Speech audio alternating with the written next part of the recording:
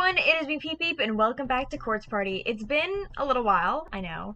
But I made a new character sprite. Oh my gosh, when I'm talking, my character's like, oh my gosh. I know it's like very fidgety, it seems, but okay, maybe it'll be a little better, I don't know. But anywho, new character sprite, looking cool, chapter 10.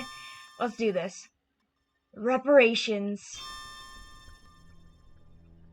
Ayako and I had progressed through heavenly hosts, guided by the winds of the book, the school changing and shifting around us bit by bit. We were now faced with a peculiar marked door.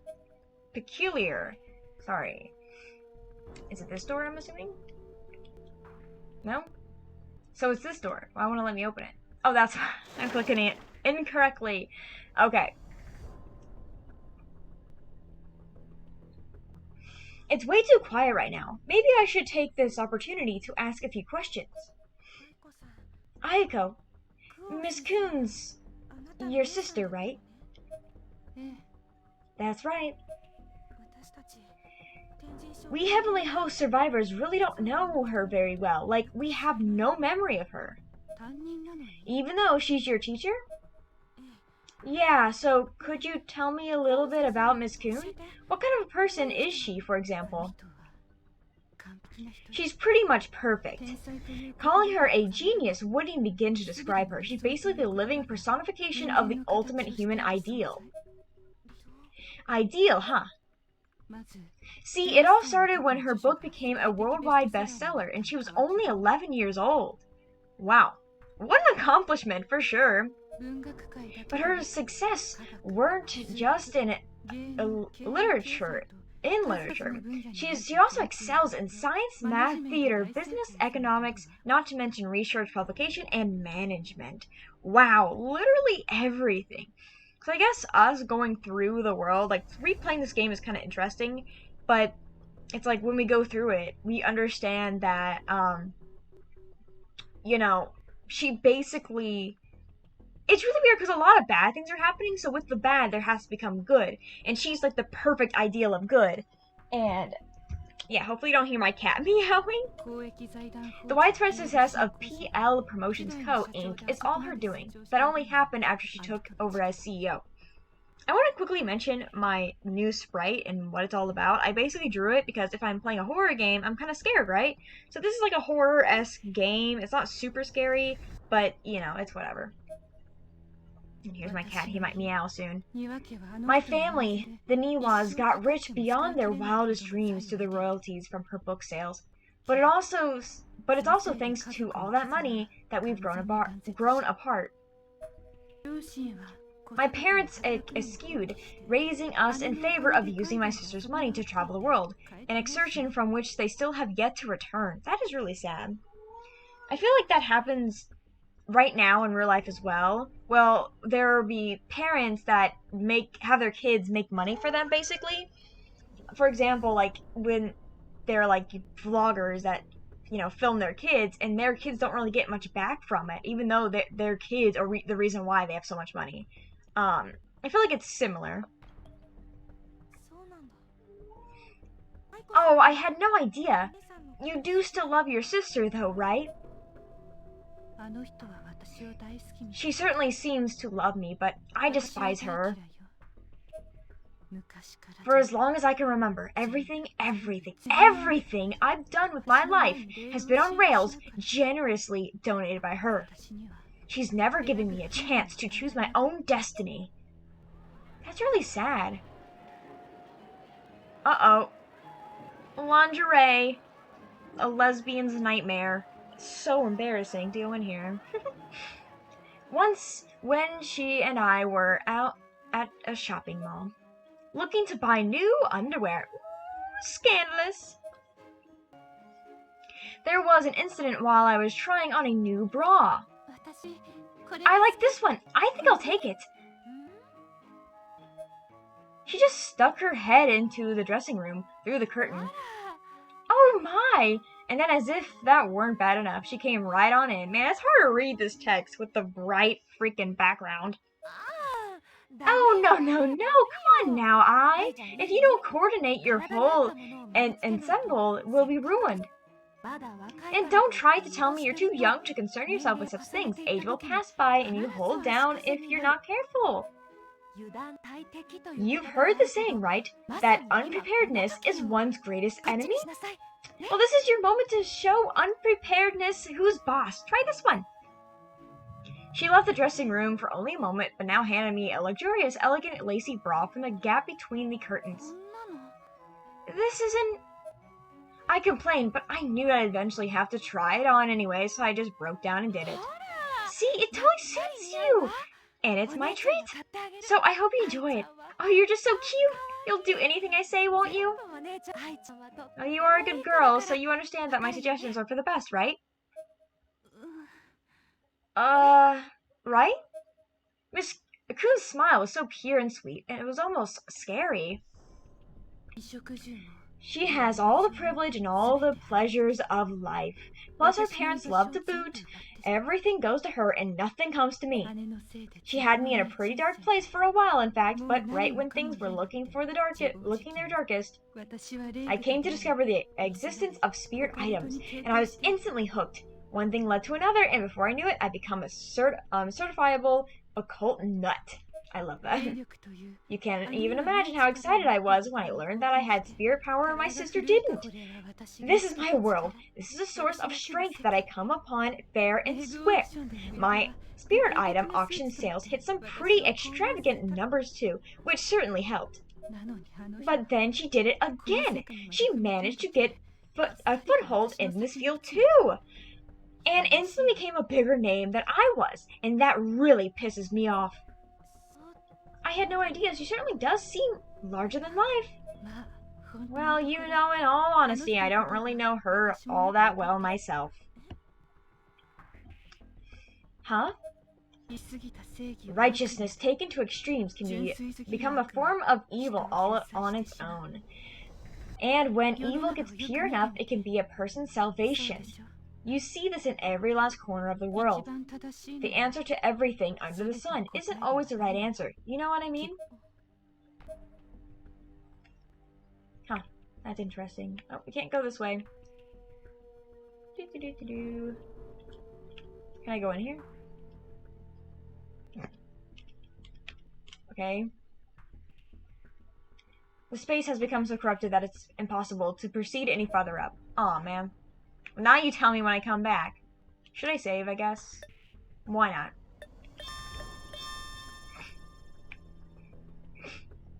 We're going this way. My cat is staring into my soul.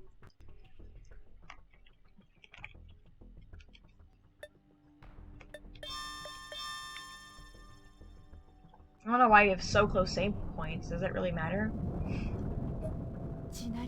These tremors certainly are getting intense, aren't they? The school is starting to break down. Do you think it's the seventh pillar? It has awakened. Who's there? It's the book. The Book of Shadows is talking. The Nirvana has awakened. The Nirvana? You mean the core? The souls of the witches? It can sense our approach. The pillar, too, reacts to the Nirvana.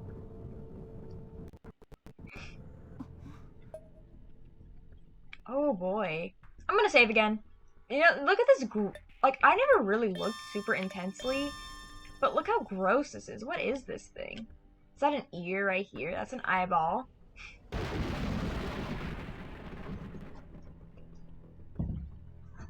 The sound of a monstrous explosion rang out, accompanied by a violent quake that rocked the very foundation of the school. This earthquake had triggered an unfortunate side effect. The hole connecting to the underground passage had been completely sealed off. This meant that Moshida and others would have no chance but to find another way out. Where are we? Which part of Heavenly Host is this? That's a very good question.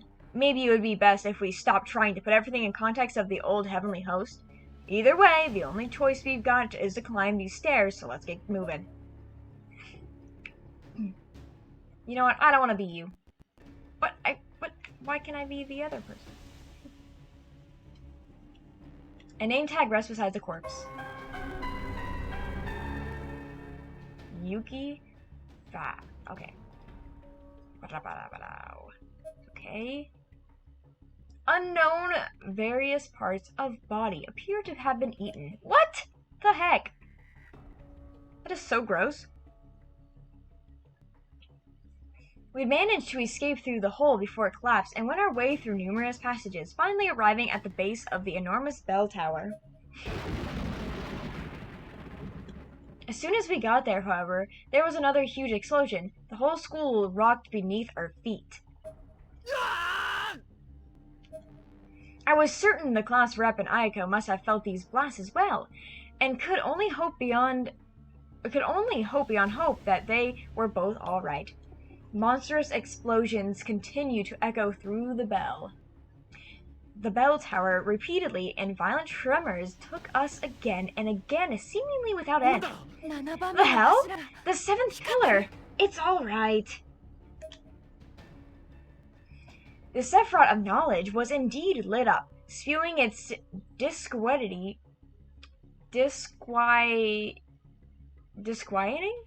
It's green flames every which way. Some of these words I've literally never heard in my life. Aye, Shinozaki! Let's go. I'll carry you, Naomi. Come on. Okay. Oh my gosh, we have her on her back now. Isn't that so cute? Well, doesn't he, like, run slower, though, because of it? I don't know. Here we go. About time you showed up. The Sephiroth of knowledge wasn't the only thing to be found at the top of the tower. There, waiting for us on the landing, was Magari Mizuki, holding Satsuki Misahara by the neck. You! She let go of Satsuki, who stumbled to the ground like a rag doll. She's alive, but only just. That's why I brought her along. Ayako and Yumi have gone ahead to take care of the Nirvana. What? This world doesn't exactly follow the rules of human logic and intellect. See? The Sephiroth of knowledge is reacting to the Nirvana's awakening. The school's only got a few minutes at best. If you don't want to get crushed, you should probably use your Ever After Stones and get the fuck out of here. What about you? Sashi broke mine. Magari flashed a bitter smile and showed off the rubble that was once a pair of Ever After Stones. She seemed almost proud of what she'd been through. Miss Kuhn then produced her handmade PL promotion stones, which had also seen better days. They were full of cracks with a strange blue gas seeping out here and there. Same here. I'm afraid rather than gaining spiritual energy, mine are losing it as we speak. You serious? Miss Kuhn.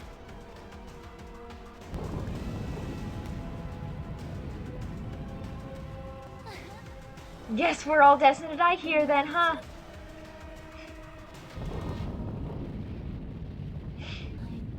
This sucks ass. I wonder if Maldo's worried about me. Magari scratched her head and looked, for all the world like she'd resigned herself to her fate.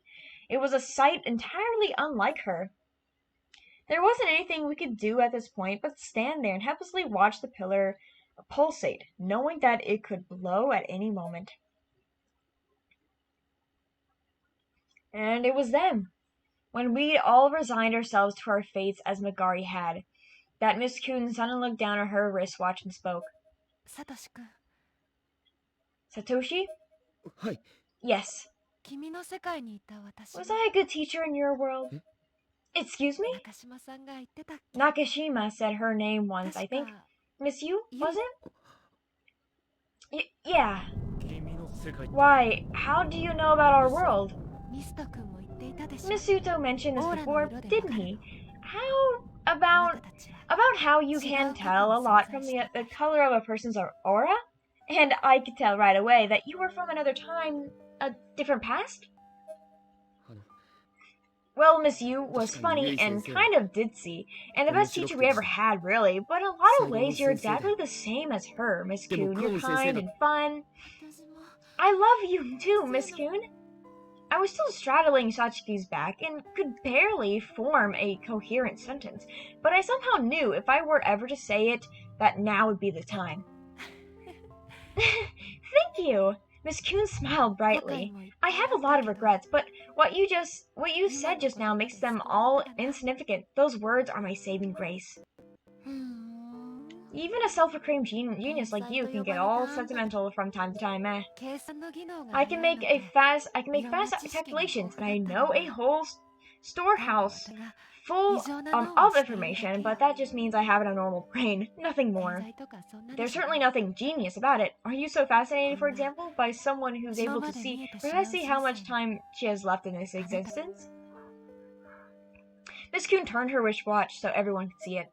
The counter displayed the number 300, and it was counting down second by second. That watch. It's my life clock. I didn't want to waste a single second I had, you see. Life clock, a device capable of reading and displaying one's own lifespan. Wow, I love the definition. It's almost like we couldn't get the idea of what it was. Wow, I'm glad we had that. Thank you, game. Ordinarily, I wouldn't put any stock in the accuracy of such a ridiculous-sounding contraption. But this was Miss Coon we were talking about. Thinking back to everything she'd accomplished in the short of time we knew her, and all the technology she devised through PL, I couldn't help but believe every word she said.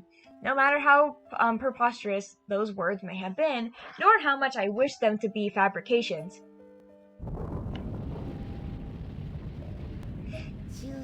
So you shared your abilities with the world simply because you demanded it. People demanded it, and in doing so, you shaved off your life. I'd hear your body had aged up to about 90 and you were close to the end. Yes, I heard right. She smiled. Miss Coon smiled and slowly walked over to the pillar. I'm going to destroy this pillar. Everyone stand back. She had the other baby tooth from Masashi in her hand. With this child's spirit energy, I can do it. According to my calculations, it should work. Miss Coon. The girl laying there, I forget her name, but just laying there, it's so funny. I remember your lives will go on, or with or without me. Always remember your lives will go on with or without me. No matter how the hardships, don't ever give up. Miss Coon.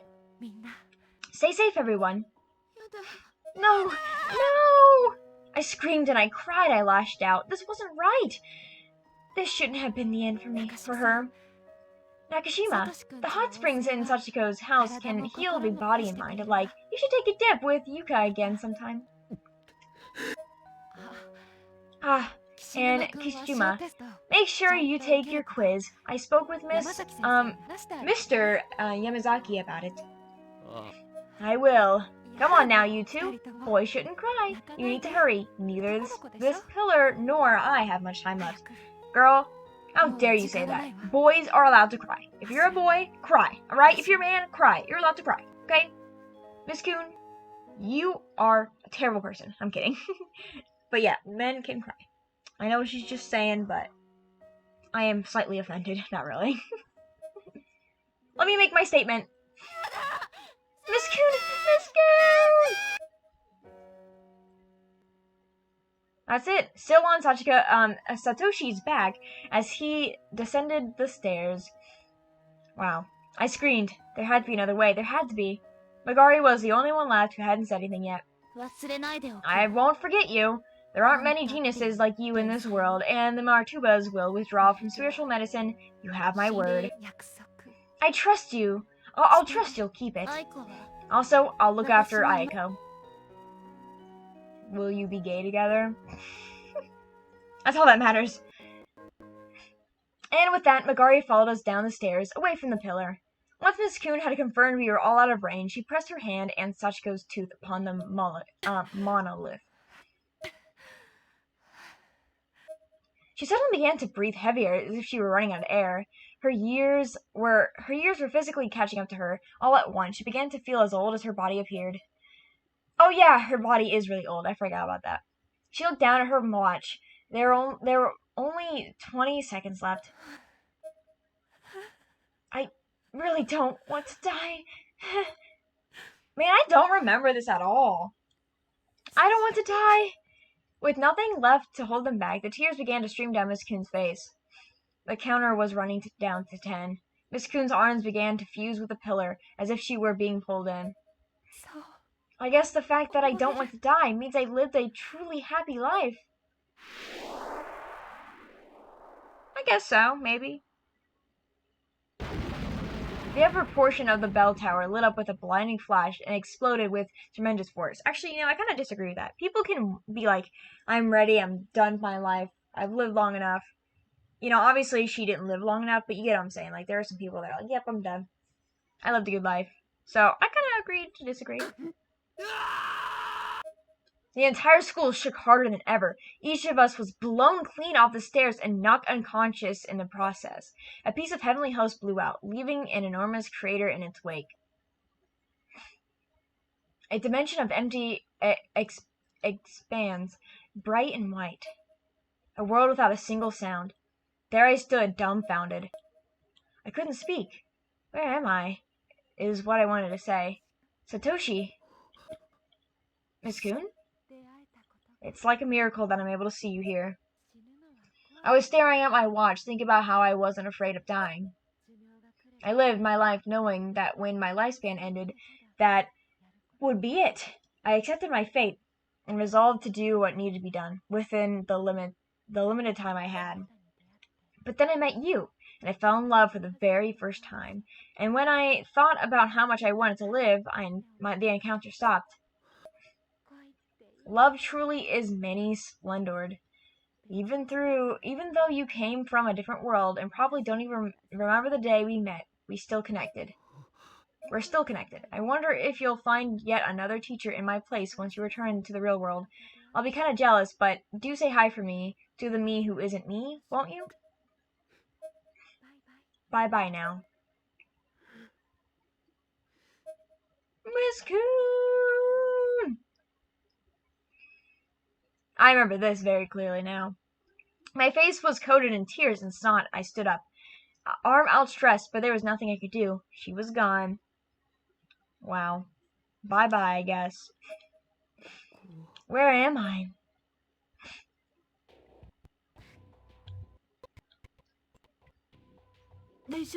Are you okay, Yumi? Yeah, but that earthquake was incredible. Come on, we have to hurry. Where are we going, though? Can I see what that is? A name tag rested as a corpse. Okay, high school. Junior high school. Decapitated by a door while peering out into a hallway. Dude, how do you let that happen to you? I'm kidding. Should I saved? Can I go back? I'm gonna save really fast just because, I can save. Yay, I went through all that and I don't want to, have to redo it. You know what I'm saying? Because you never know. Oh!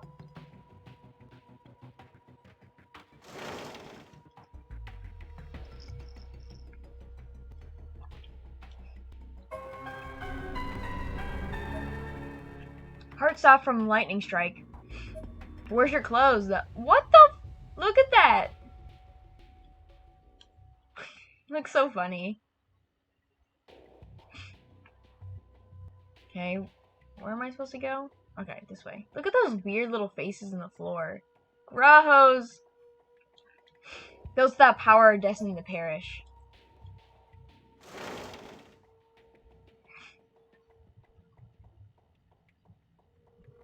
Okay, nothing over here. Nothing over here.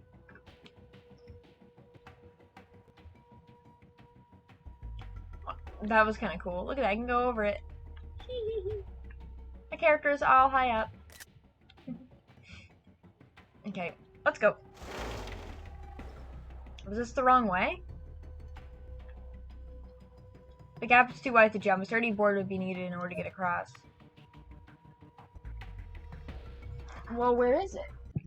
Okay, so there's a mailbox. There's something in one of the mailboxes. Last ball obtained. Not really sure what to do with it, though. Okay, so I didn't mean to click this, but, so we got a document. This shelf seems to house a collection of documents written in Futhark runes. Unfortunately, it's all completely illegible.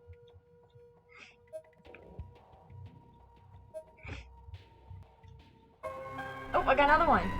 Got the first document. I don't think I ever got these when I first played.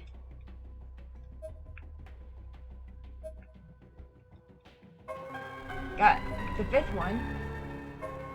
Got the 3rd one. And I got the 4th one. I don't know what I'm supposed to do with them though.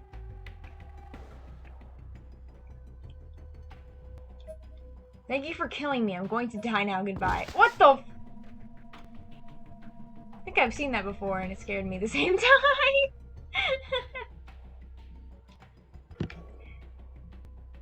Oh, I always run into that dang thing.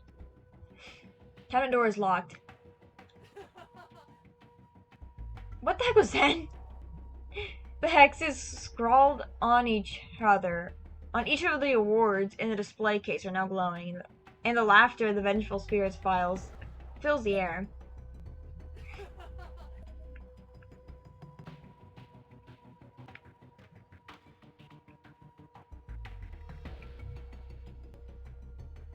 Okay, what am I supposed to do though? Okay, so I figured out how to get it. Yes, I looked it up. I just couldn't find where it was. So now it's in here. We gotta go.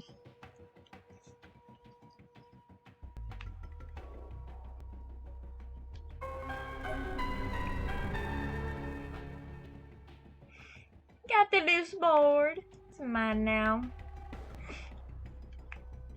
I always click the wrong side of the door, even though it shouldn't. For some reason, it doesn't want to work. So, yeah, whatever.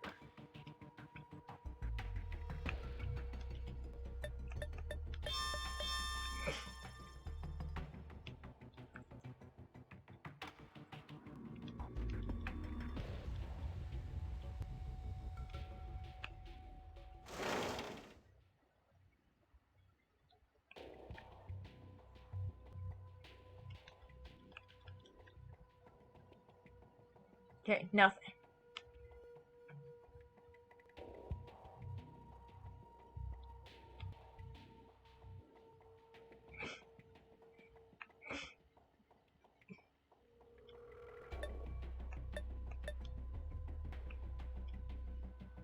Oh, okay.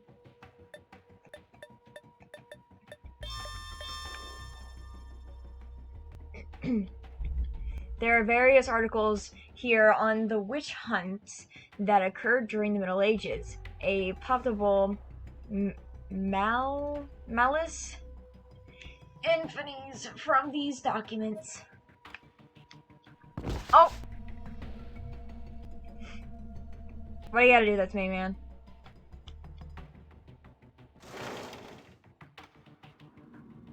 What the?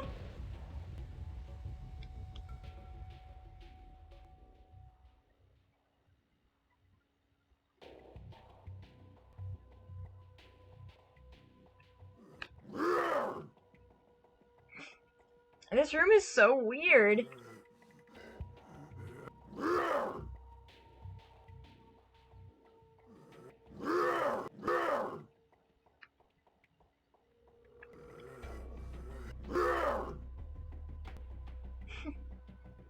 It's kind of funny. What is this? Oh, another save point. It just looks kind of weird. A name tag rested as a corpse. Died swiftly, but of known cause. Body was skewered post-mortem. Ugh. I'm gonna get all these name tags. They're all the same. Way they died, so.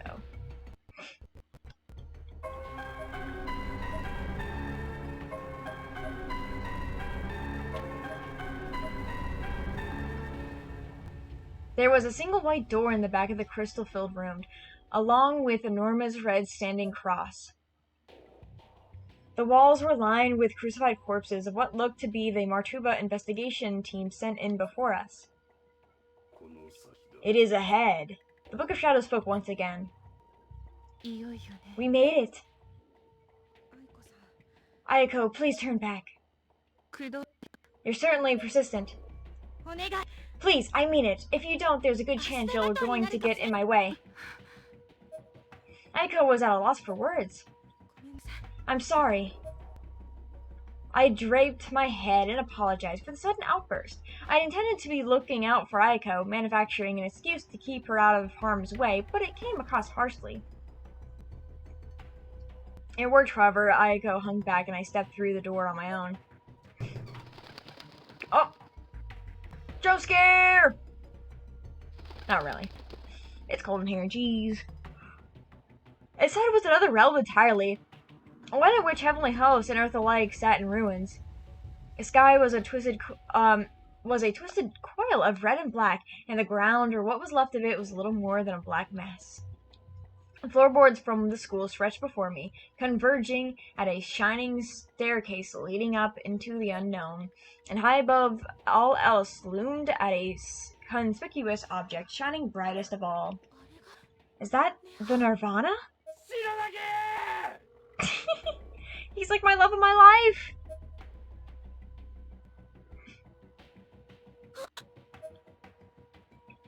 On another mass of floorboards below me were Kirishima, Marishina, Nakashima, and Magari. Man, look at those two just completely knocked out. That's so funny. Yuka and Satoshi were there too, though they were both clearly unconscious. You guys! Are you alright, Shinozaki? What is that? I cracked a slight smile at Mashida's panic reaction. Just stay alive, you guys. I'm going to go settle things. Shinozaki, you're not seriously planning on... Yes, I am. So only the bearer of the book can go on ahead, huh? Don't you go dying on me now. It's like the roadblock stairs. My mind made up what I was going to do. No matter what, I took my first step up the staircase. Hey, Shinozaki, wait! If you don't know the ones that you can, like, walk on Roblox and they fade away. Shinozaki! Class rep! Nakashima addressed me with much effort, as she still seemed to be in tremendous pain. It was admittedly some comfort to receive so much support from my friends.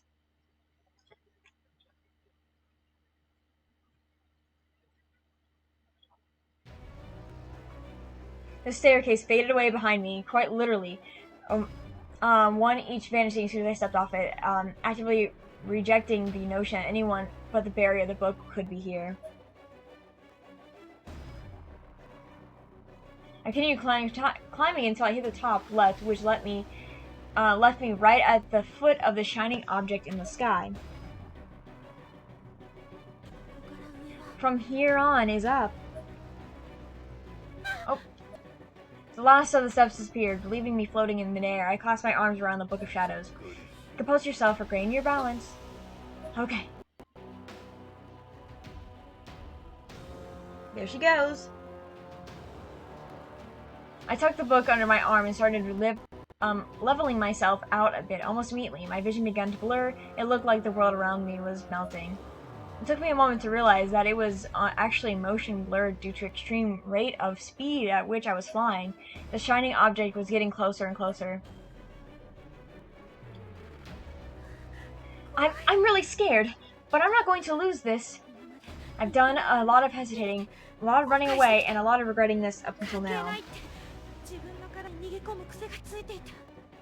And I've always just crawled into my shell whenever things got too intense, convincing myself that I was unimportant in the overall scheme of things.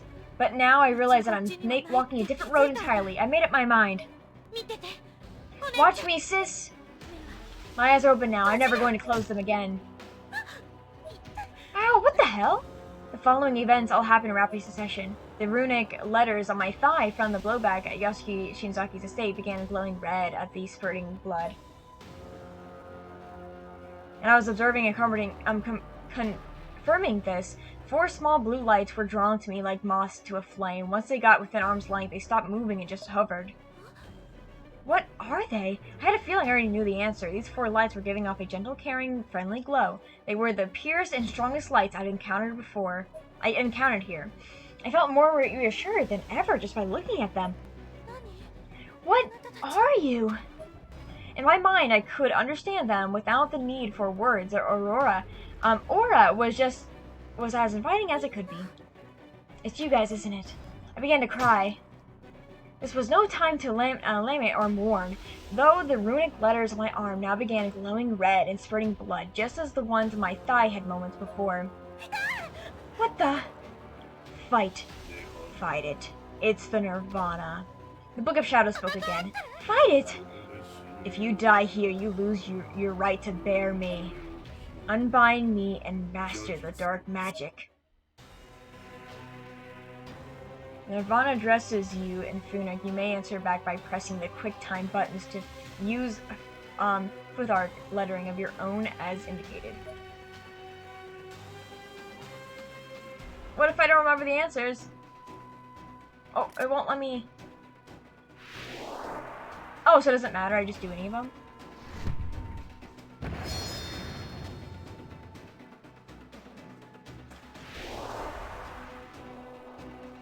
I don't know, am I doing this right?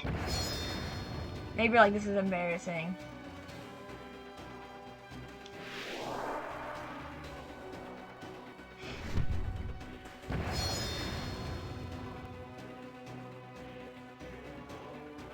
Oh my gosh, No,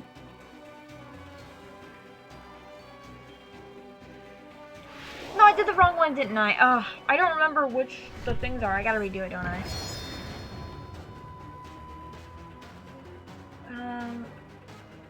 YBA?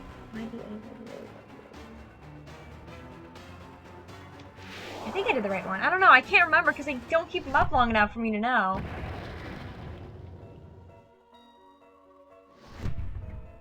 Did I die? Yeah, I did. Ah! My gosh. Okay, I need to like write it down or something because like I just. Option A, B. Okay. So, what is in? I don't know what I gotta know. Like, it's Y B A. A. I think I'm doing it right.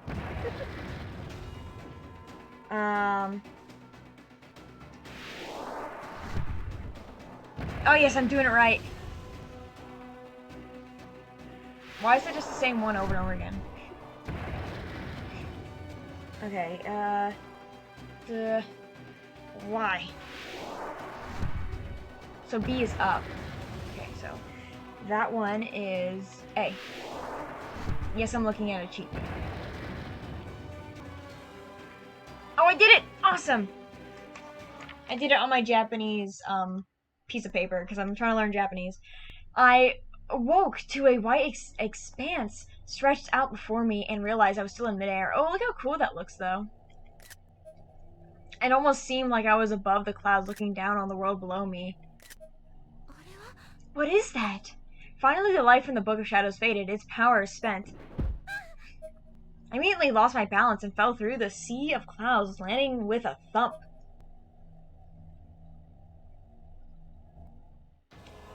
Oh my goodness. Before me, I saw a young blonde girl sitting in the nude. The entire area was so blindly bright, though, that I couldn't make out who she was. The clouds clung to the ground, even here, giving my surroundings the unearthly glow, pure white as if this were the aftermath of a blizzard. I could make out the details the longer I focused, and now I noticed that the girl before me had almost translucent blue eyes with no eyebrows. She was still gazing fixedly at me. I could only think of this being as someone who existed beyond all human knowledge. Are you the will of the Nirvana? I addressed her with a fearful break in my voice, but she just continued staring at me in total silence. I turned to this book. I raised the Book of Shadows, but the girl's expression did not change. As a descendant of the one who summoned you initially, I'd like to apologize. You were just sleeping, weren't you? Popper. Voice. Intelliger. Protest? Intelliger protest. What does that mean? The girl spoke. I couldn't understand what she was saying. I wonder what language that is. I don't know.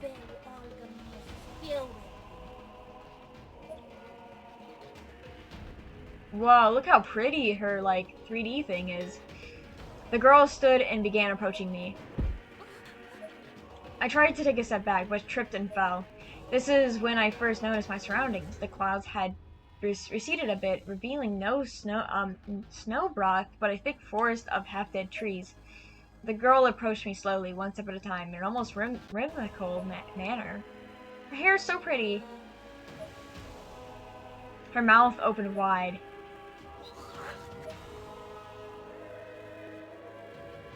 And a large branch popped out from the back of her throat. Suddenly, she was crucified directly in front of me. Blood splattered everywhere. She was completely drenched. What the? I screamed and tried to move back, but my legs had given out. Meanwhile, the Book of Shadows lay in the ground. It was the farthest thing from my mind at that moment. Then from behind this screwed girl, I caught a sight of another girl who looked just like her, her flaming body hanging from a tree. It swung very slightly in place, creaking and groaning with each revolution. What the heck?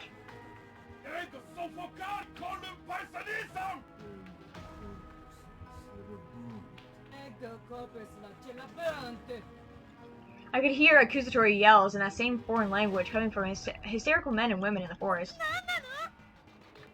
What is going on? What the? I shifted my focus to the burning, hanging girl in the tree, back to the girl in front of me, and she too is now completely burned. She continued walking towards me, little by little, step by painful, deliberate step. And when she finally reached me, she put her hands around my neck and began to choke me. Thinking quickly, however, I grabbed the girl's arms, pulled her in, and gave her the biggest hug I could muster. I may not understand your words, but your message comes across loud and clear. The scream of agony speaks of life that was violently cut short. I don't know what exactly happened to you, but I know someone else whose story is probably similar to yours. The burned girl stopped moving entirely. I guess I gotten her attention. She was always so sad, and even after her life was taken, she still loved her mother dearly. But nobody ever forgave her. She suffered and suffered, and though all she wanted was for someone to help her, she wound up losing herself, eventually drowning under the weight of her curse. My eyes began to overflow with tears. I loosened my grip slightly, and the burned girl began to stroke my cheek, delicately, yet strangely. You're right to feel the hatred and rage you do, but this never-ending chain of sorrow needs to be broken by someone, and it may not be an enviable job, but that duty falls upon you. She continued to stroke my cheek, but then also raised her other hand right to my eye, stuck out her finger, and jammed it into my right eye socket. Ow! No!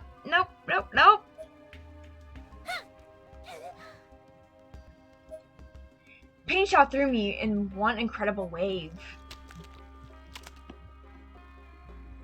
From somewhere deep within my head, I could hear the sound of a foreign body digging around my muscle tissue. Yum! Ugh! Her finger had directly cut my, ophthalmic nerve, whatever that means. Between the intense agony and the deeply disturbing sound, I felt like I was on the verge of insanity.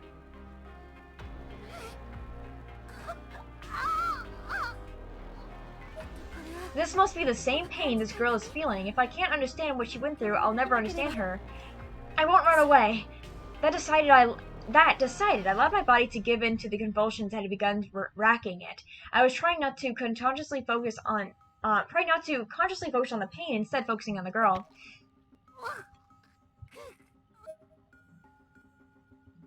I felt as if I were mere moments from choking on my own tongue when the girl's fingers finally dug my right eye out of its socket completely.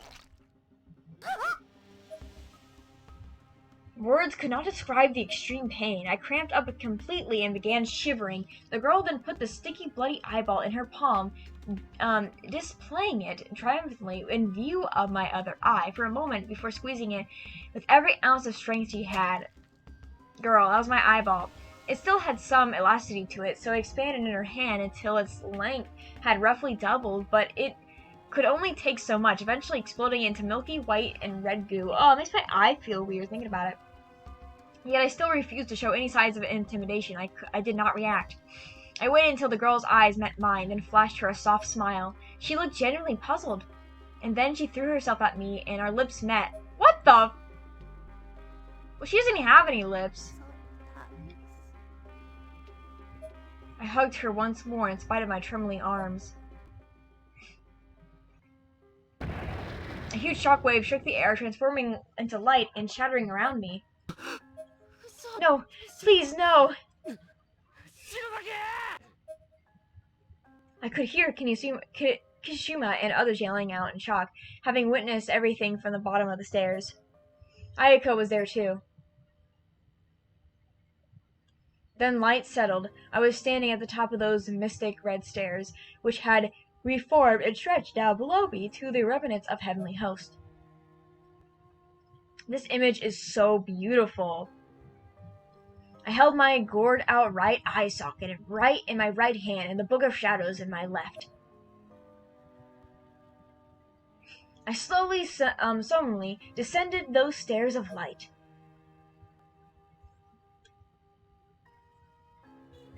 Guys, you're okay. Let's rep. Your eye. You're injured? I'm all right. It's a small price to pay for helping that girl move on. The Book of Shadows in my hand had a white sheen to it now. I gave a weak smile and slowly formulated in my mind the exact words I wanted to say. I'm sorry, everyone. I know I put you through a horrible mess, and no matter how many times I apologize, I know it'll never be enough. What I did is unforgivable. But I won't let you guys get hurt anymore. I'll protect you from here in this nirvana. What are you saying? Did something happen, Shinozaki? This doesn't seem like you. Don't worry, I'm okay. I've just resolved to protect the people I hold dear. For real this time. Hey, Shinozaki. Kishima seemed especially perturbed by this revolution. He must have thought I was on verge of sacrificing myself for the greater good or something, and rightly so. But the section of the floor where I stood was up too high for Kishima or any of the others to reach me. They couldn't stop me, not anymore. Shinozaki? I'm a descendant of a Shinozaki family too. So just like Sachiko, I'm going to swallow this nirvana and seal it away. Like Sachiko, you can't possibly— No! I've been too embarrassed to look at my friends in the eye while informing them of this, but I knew I had to now. It was my last chance. I looked up at them, cheeks a little red. I guess this is goodbye. I giggled as playfully as I could. Enough with the bullshit, Shinozaki. You've been through enough already. Don't do this! Kishima was downright hysterical, but I still kept that same bright smile on my face. I wouldn't let go of it no matter what. It's not all bad, you know. I saw in Yoshiki's memories. Before Heavenly Host was made, when Sachiko shielded away the nirvana, the person it was created for, whose existence had been erased, was able to get it back.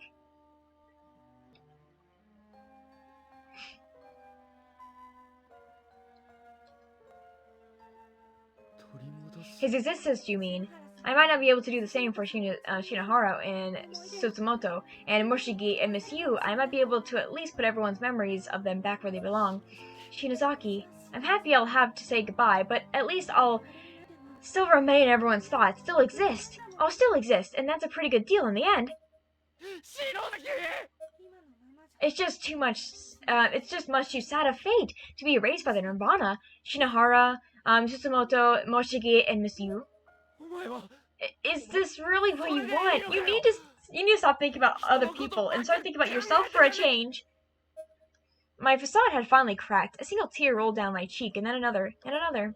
And with immeasurable timing, the Book of Shadows spoke, striking me while I was down. Unfortunately, there's no saving you. Controlling such dark magic requires equal composition. Your spirit energy is no match for Sachiko's, so your very existence itself will be taken as payment. The hell? Those who come into direct contact with the nirvana must accept the consequences of their actions. Those who alter the fabric of existence, doubtly so. All memories of you will forfeit. You will be remembered by none. Everything connected to your identity will be excised from reality. Choose wisely. Shinozaki, hey, this is no joke. You won't exist anymore. Choosing that for yourself willingly is just, a sin. For a split second, I let my true feelings show, but then immediately forced a smile again. But if everybody's lives can go back to normal, so fucking what? You don't get it at all. You need to stop this, Shinozaki. Isn't there any other way? That's rap! I don't want to lose you or anyone else. I'm through with people banishing from my life, so please just stop. Don't do this. Black magic does come with a price, but even I don't want a future without you. I absolutely cannot agree with this course of action. Thank you all for the kind words, but this is something somebody has to do, and that somebody's going to be me. You could always keep the Nirvana intact and remain as a jailer instead. Are you certain the path you've chosen is the one you wish to walk? I won't leave this problem for the next generation to deal with. That just wouldn't be right. It wouldn't. Then I shall accompany you. But can a normal human like yourself truly consume this expanded Nirvana? I just have to swallow it all, right? I can handle that. I shaved a piece of the flesh from the wall of Heavenly Host, fully prepared to illustrate this point. Without thinking too hard about what I was doing and ignoring every impulse in my body, I shoved the melted meat in my mouth, chewed it, and gulped it down. My face worked in horror as I felt the morsel slide its way down my throat. I might as well have swallowed fire. This somehow triggered my back to pop open slightly and began splurting blood. The bits of flesh I was unable to stomach were then quickly and rather ungracefully regurgitated onto the floor. Everyone get out, hurry. There's a hole leaking back to the real world at the school's entranceway. I then picked up the flesh I spit out and tried to cram it back in my mouth. I was determined to keep it down. It would have been a lot easier if I had been if it had been glaring at me from my hands, however. Stop, just stop. I turned to face Kirishima. He was practically begging me not to go through this, and it's not like I wanted to, I just had to. Stop this, please. We don't want you to disappear from our lives, not without a fight. I smiled. The sentiment was truly heartwarming.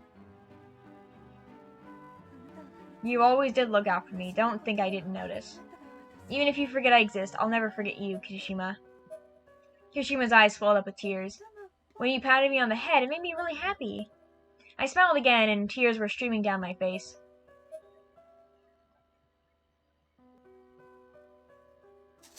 This time, after swallowing the wall meat, blood began spurting from my head. Yes, yet finally, my actions seemed to be having an effect, as the wall in front of me began to fizzle away into a blood-red mist, ultimately vanishing before my eyes. Stop doing that! God damn it all! Kirishima clutched to his knees. Another shockwave shocked the whole of the dimension. It was so enormous that the ceiling fell in, and the nearby wall began to crack. Whatever rickety parts of the school were left had begun crumbling around us. You're really something, Ayumi Shinozaki. Let's get out of here while we still can. Come on, get up. Do you want her death to be in vain? It's not like we can stop her either way, not from here. Let her do what she feels she has to. She's a successor to the Sachiko's bloodline. It's her right.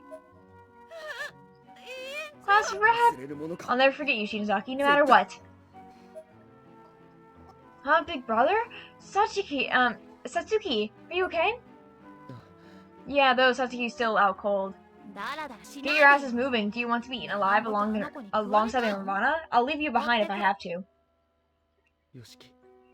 Yoshiki, let's go.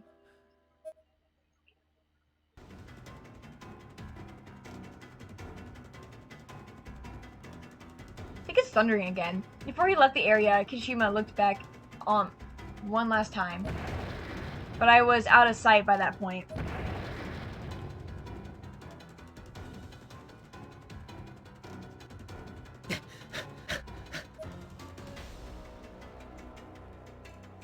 We carefully but swiftly made our way through the rubble of the former bell tower. Along the way, Yoshiki paused for a moment to look up at the stairs and caught a glimpse of Musito's clothes. Those are... So he died too, huh? It was only a moment's distraction, however. Yoshiki, like the rest of us, very quickly continued on his way.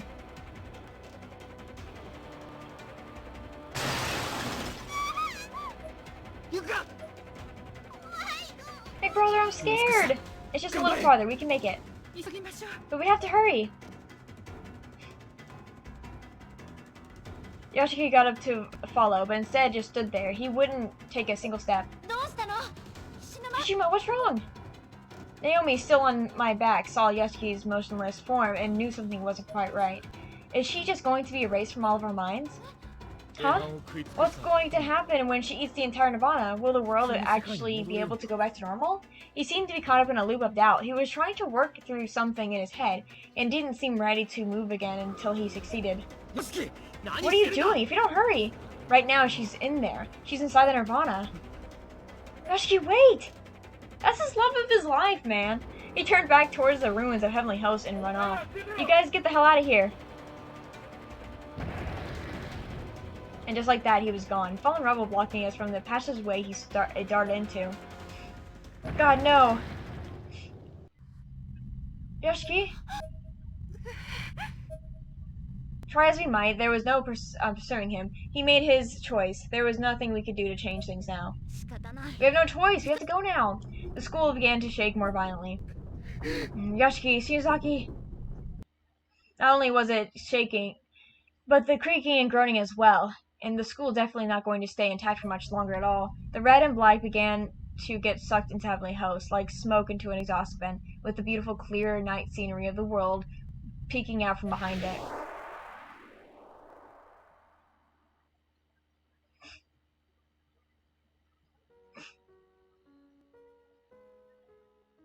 And slowly the blue sky of the day crept into view, outseeing both the moon and horrors of the Nirvana alike. The 6 pillars disappeared from the earth, leaving only a giant craters of the wake. Isn't that freaky? The rising sun shone upon the death-ridden world, serving as a beacon of light for the people who suffered beneath what could have been, and for a long time was, an endless night. In a place that existed outside the world, it curved built upon darkness and sorrow. Sorrow swept through like a river, overflowing its banks into the valley below. But the flood was dammed through the blood sacrifice of the truly benevolent girl, whose very existence was lost in the process. The fate to die cannot be overturned. Look at that. I love this picture so much. I love the art in it. It just looks really good.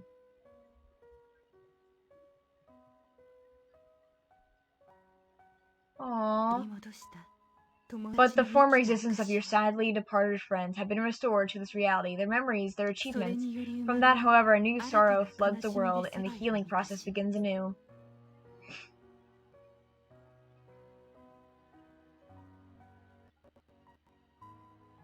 Look at that little freak.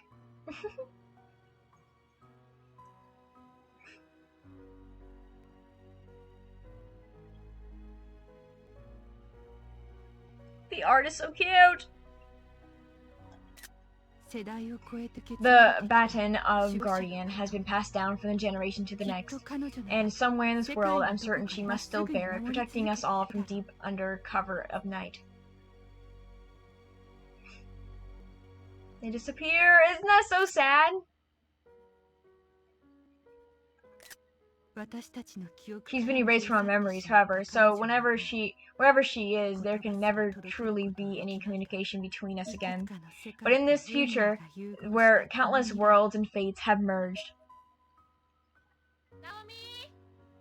Food's ready! Coming! With a sigh of relief, Nakashima stood up and left her room. Next to the photo of her classmates, another photo stood on her desk, taken at Mashita's house. I'm certain we'll see her again. Hold the pride of the protector of power in your heart.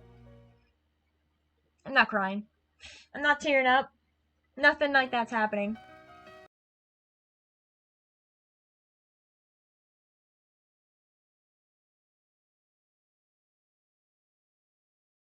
Okay, I think I'm about to mute this music just because, well, yeah, it's copyright. Okay, so now that it's ending, I want to give my thoughts and opinions. I love Quartz Party. There are some things that I'm not a super big fan of, like, there are some weird moments, but you don't really see anything too weird in this game. Like, in the earlier games, you can see a lot of panty shots, and that's just weird. So, hopefully when I play the next game, I'm gonna have to try to censor it or something. But I love this game. I love games that are, I don't know why, but I think games based around school is so cool to me because I don't know, like I like horror games about school, but I just think like any kind of aspect of school is kind of cool because I don't know, I didn't have the best experience in school, so I kind of like to live out that kind of experience in a video game. And I think a school atmosphere is interesting because if it's like a horror game, it's like obviously we know if you live in America, there are some sad things that do happen in school, but I'm just saying that overall school should be a place that you should feel protected at. And so like knowing in this game it's like, oh man, they're not protected and all that. It's just school is just an interesting thing because like I think things that come from like your childhood, seeing it kind of creepy, like the certain new stuff that we see, it's like, oh, creepy aspects of stuff. Like, oh, here's like FNAF and the animatronics from your childhood. Now they're scary. It's like a very interesting concept and I really like it, honestly. But the thing is, I like this game. I've liked this game for many years now. Maybe 2016-ish was when I first got into it. And I was super obsessed with like Moshigi. And I obviously like I just like all the characters. Like obviously she's my favorite character. I don't know. I just like a lot of the different characters of Quartz Party. And I just think this game is just so good. I definitely want to play the game from before, but like, you know, Ayumi is probably my favorite character. She's great. I love her. Um, oh, okay, so that's that. I think we're getting more. But yeah, I don't know. I think it's great. I do hope to play the other game first. I don't know if I'll play it on the Switch or not because it is on the Switch, but I'll probably play it on PC. There is an extra chapter after this, and I'll do that next episode, I think. Oh, I was able to skip it. Oh, no. And here I sat in my own house in Hino's room, in the corner in a wheelchair, expressionless and empty, with the Book of Shadows on my lap. There was no fire in my eyes, no life. I just sat there and stared at a single point in front of me. Book of Shadows can make everybody happy. The reflection staring back from the mirror wasn't me. It was Sashi, the girl in the black. Sashi's eyes were covered by her bangs. Her expression was impossible to read. She was unmoving, unreadable, unintelligible. It's a reflection of me. I will protect everyone, best as I, even if it's by myself. The Book of Shadows in my hand darted its eyes around frantically, its tongue dangling simply outside the frame of the tomb itself. The house sat in silence for a moment. And then the doorbell rang again. The reflection in the mirror was no longer Sachi, it was just Ayumi. Just me. The Book of Shadows reverted to, showing itself once more as a plain, ordinary, entirely standard leather-bound book.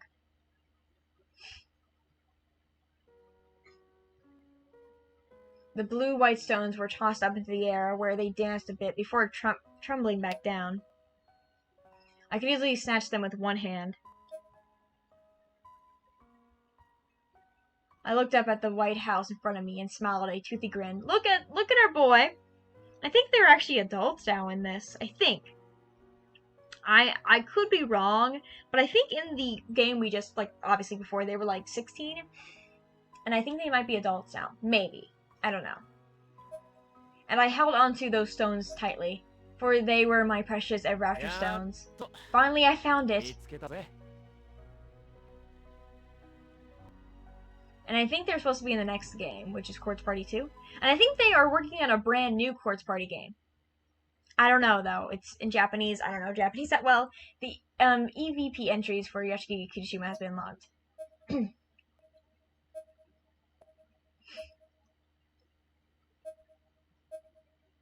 So, in the next video, I will definitely go in depth more about the chapter. Excerpt. Because there is an extra chapter. And there's some other stuff that I want to show, like bonus stuff. But yeah, thank you all so much for watching. Leave a like and subscribe because, of course, I'll be back with more Quartz Party. This is one of my favorite games. So, yeah. Bye, everyone.